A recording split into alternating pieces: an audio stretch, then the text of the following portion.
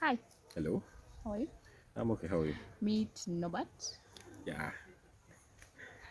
How are you? How's your day? My day was fair. I got some money. So generally, so, you're a happy man. yeah, so generally, I'm a very happy man, not just happy. Um, so today we are going to talk about procrastination, pushing it, the thing you're supposed to do till tomorrow. What do you understand by that? Okay. I think I like the way I've actually stated it to begin with. And procrastination, ideally, to me, would be intentionally or as a habit, putting off what you can do today for later on. Not just tomorrow as a day, but maybe for the next minute or for the next day. I saw a recent meme of recent that someone said, when you put off something for tomorrow and tomorrow comes. And then now it's time to do it. eh, But I don't think sometimes it's intentional. eh, Sometimes you actually do it subconsciously. yeah, that's actually also true. Sometimes you do it Because subconsciously. before people actually realized it was procrastination, it was before they gave it a word. It It wasn't known, was, it wasn't yes, defined. it Yes, was yes. subconscious. Yeah.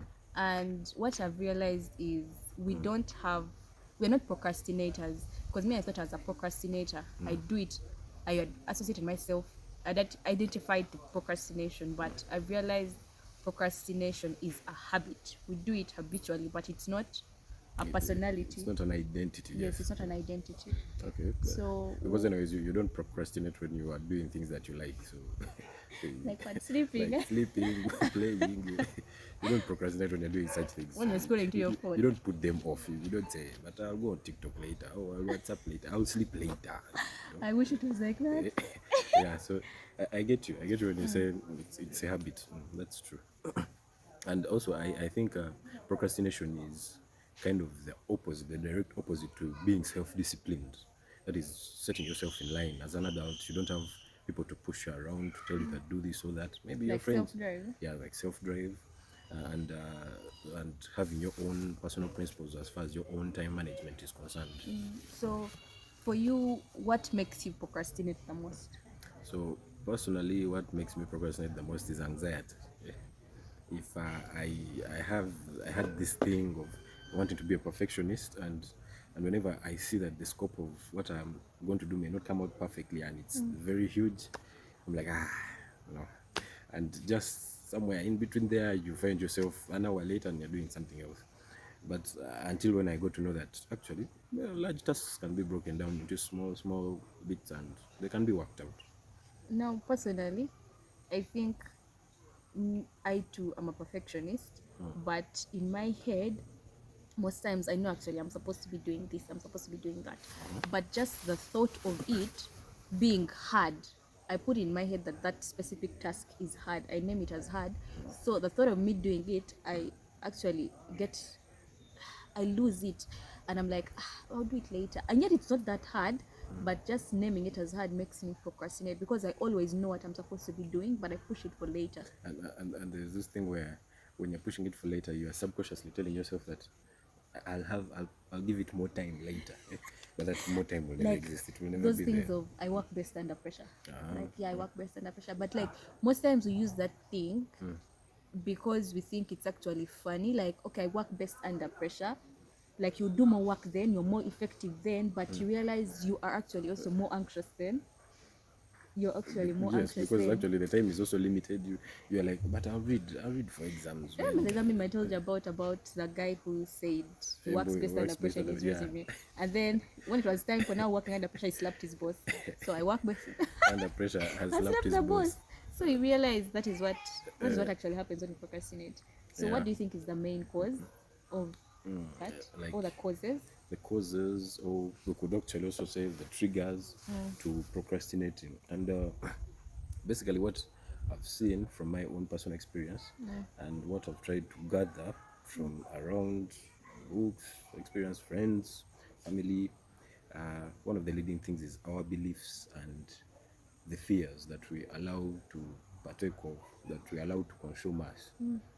Yeah, and personally, there were like 5 beliefs and 5 fears. These are things that we could allow or reject, but most times we presume that we have no control over. And if we are to go, you would think of a fear such as fear of failing. So people actually fear to fail. Of course, I think. Wow, I have that fear Eh, so okay. bad. And how have you worked upon it? I don't know. Like I fear failing so bad that I try. That's when I become a perfectionist. I fear to fail so much that I almost just thinking about it makes me, I don't know, I become still. I can't imagine myself failing. Yet, actually, failing on the flip side is the thing that pushes us to success. Because when you fail, you get better at something.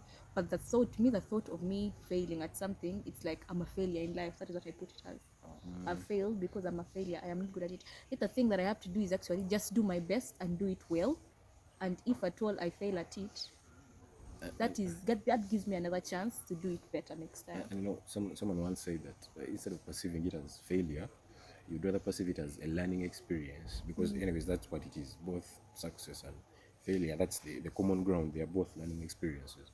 And without failure, really, you haven't tried anything, and that means that you haven't learned.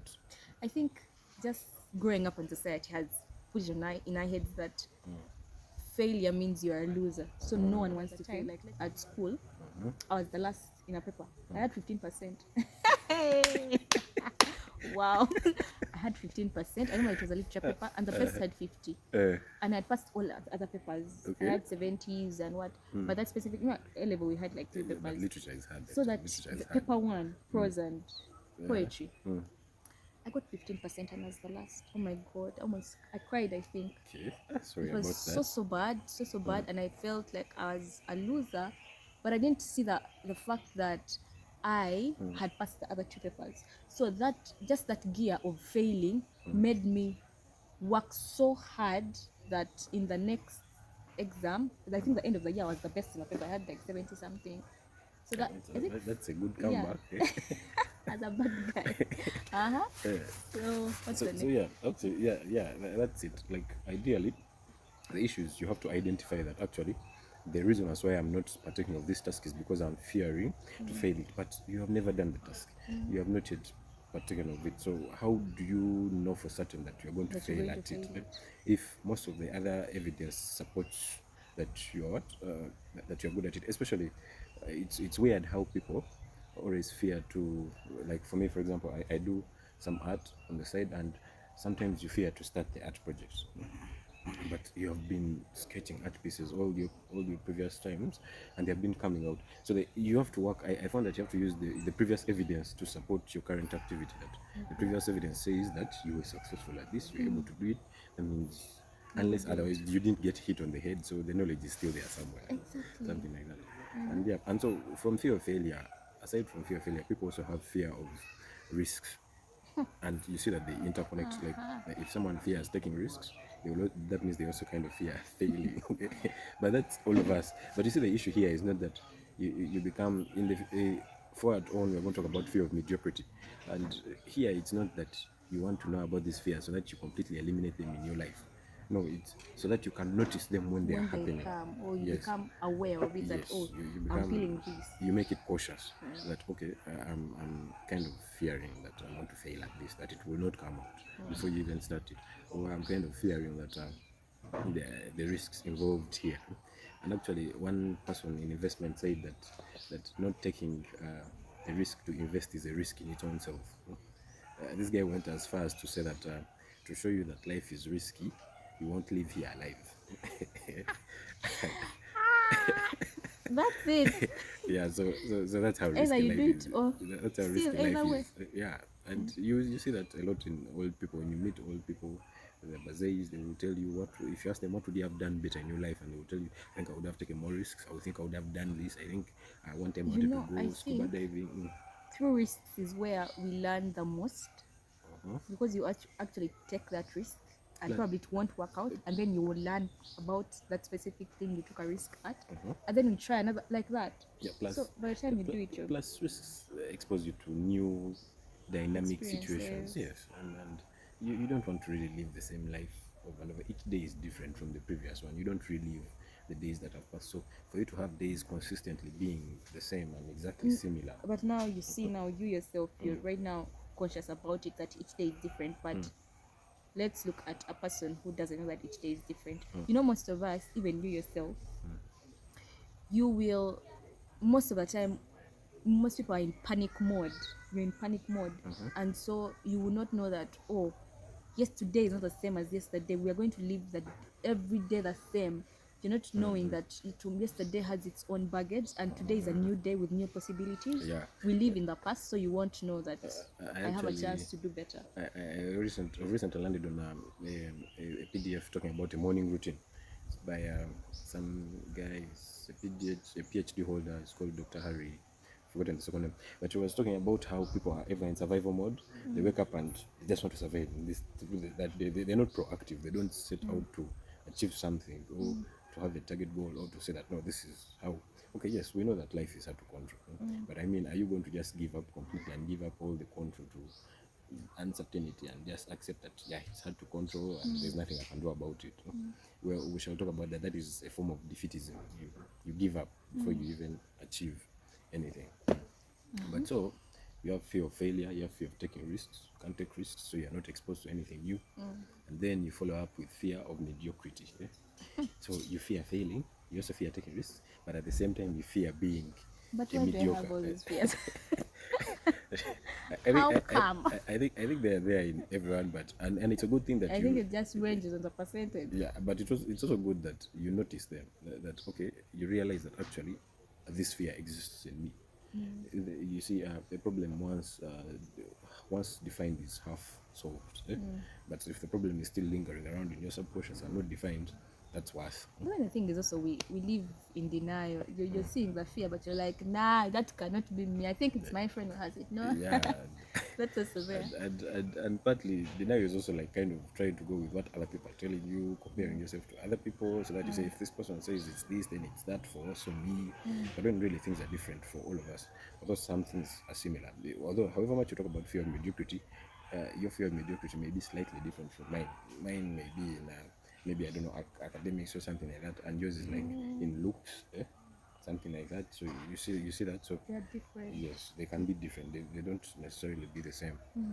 Something like that, because our priorities are also different.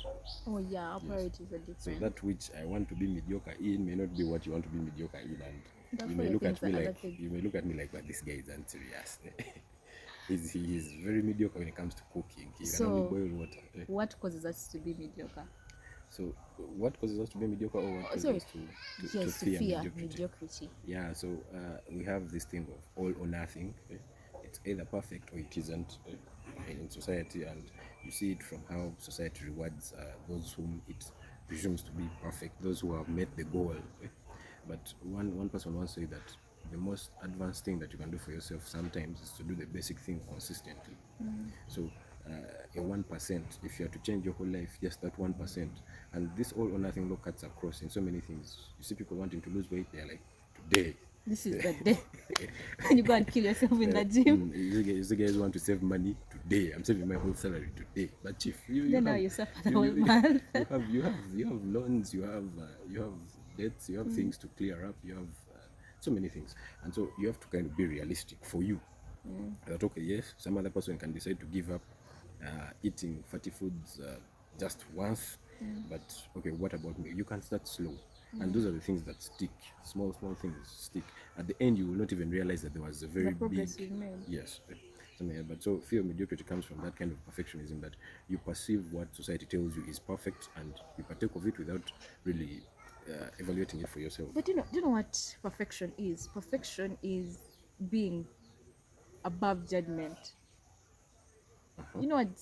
You're just there and you're like cream de la cream, like you don't have anything, any flaw, everything you're supposed to do. Let's say you set a goal that I have to wake up at 5 a.m.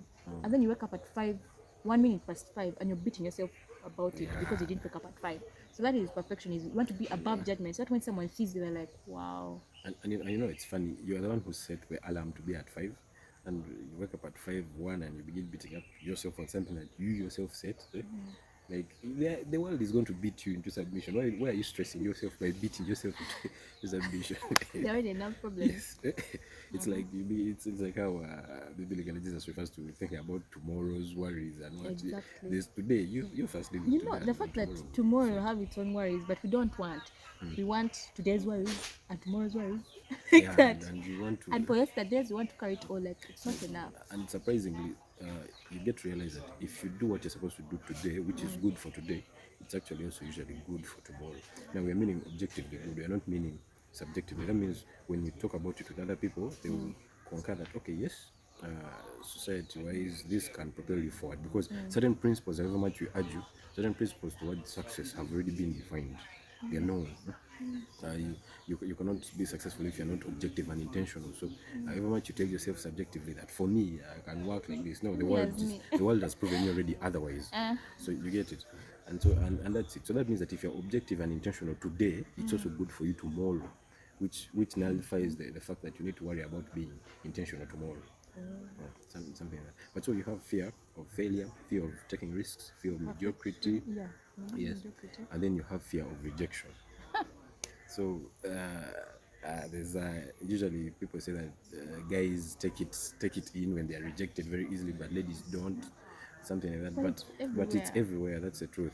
No, it might no if you put it in In two relationship, relationships, yes. maybe guys, but if it's like day-to-day life, it's everywhere. Like of recent, actually I think it was just days ago, I wanted to call for something. I wanted to supply something at a bank, so I called them and I was to call, like, there is a person I know, and I was just to ask the assistant manager, yo, do you have someone currently supplying you juice?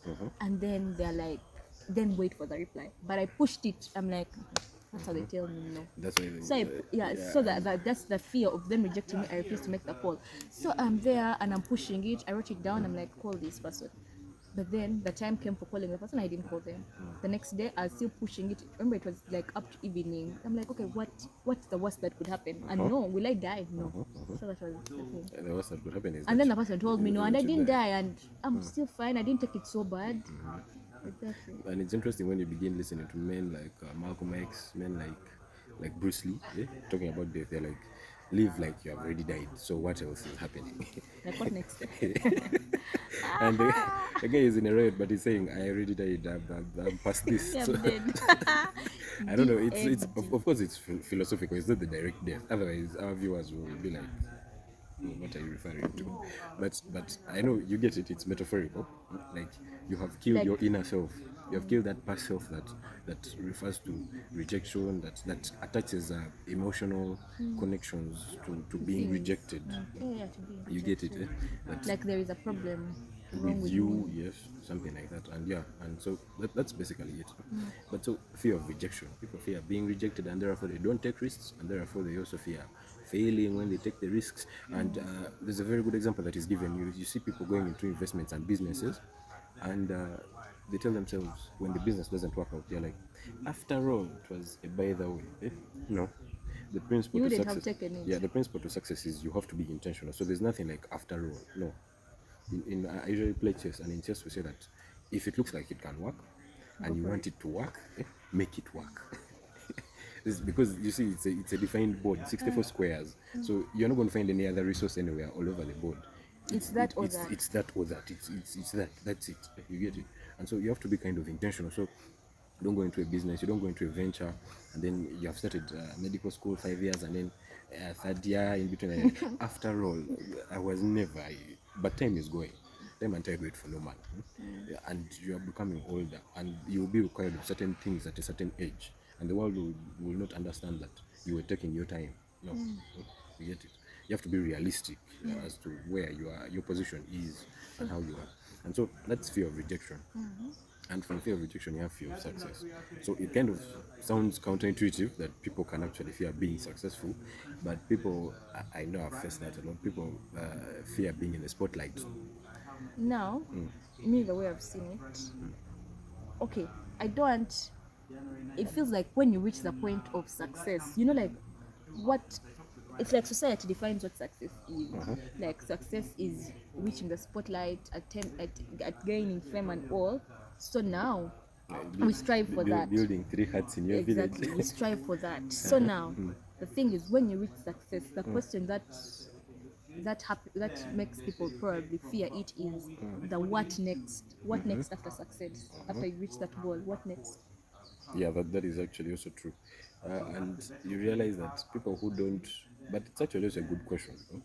But it's not Yeah, the it's a kind. good question, but it It's not. doesn't. But it's not the kind of question you can ask yourself at the start of the journey, Exactly. because at that point it's not relevant. That question of what next is a positive one, but we take it with anxiety of what next. Oh my God, now I reached success. How what next? What next? But you see, here we are kind of actually also referring to fear of success before even the success has arrived. Before the success has So the arrived. fear, I'll get public notice, I'll be in the spotlight, I don't want to be like the other celeb, hey, my relationships, what such stuff. But all these things are human conventions. What people talk about you, what they say about you. You can't really begin. One time someone said that you are bound to step on someone's toes. You can't be good to everyone. You can't please everyone. So for you to fear being successful because of what people are going to say about your success, kind of doesn't No, colorate. but I think that now fear of success comes from having a low self-esteem because we see ourselves as small. Like I'm Yeah, small. you This sell is not yourself for short. me. Yeah. Yes, this is not for me. So I don't deserve this. And also partly it also comes from your background, the people who are around you. People. That the very small idioms, those sayings of birds of the same feathers flock together. Those things. The guys who are around you, the way they think, they will keep on putting you down in case they themselves don't think of going up. You get it, and sometimes you have to drop such people, like intentionally, and that takes objectivity and being intentional. You say, no, this person is actually not good for me, and you drop them. Of course, dropping does not mean that you don't keep contact, but you drop them in certain aspects. You don't need to drop people in all aspects. People have their goods and their pros and cons, and yeah, so maybe they're not good in as far as business is concerned, but they're good at life advice, Oh yeah. something like that. And so, yeah, people have the conventions of what success should be, and they fear becoming successful because of the spotlight, and they also have that low self-esteem because of their society where they have grown up from. They find that a kid who grew up in the village can never think of becoming a medic, maybe in the city, because of the society's setting. Or maybe if you watch TV, then you can say, but no, I want something better than this. And you realize that most of the stories, success stories that you hear, those guys say, no, I want to prove to myself that I'm above this, I'm above where I grew up from, or something like that. And yeah, and that kind of matters. So you have fear of failure, fear of risks, fear of mediocrity, fear of rejection, and fear of success.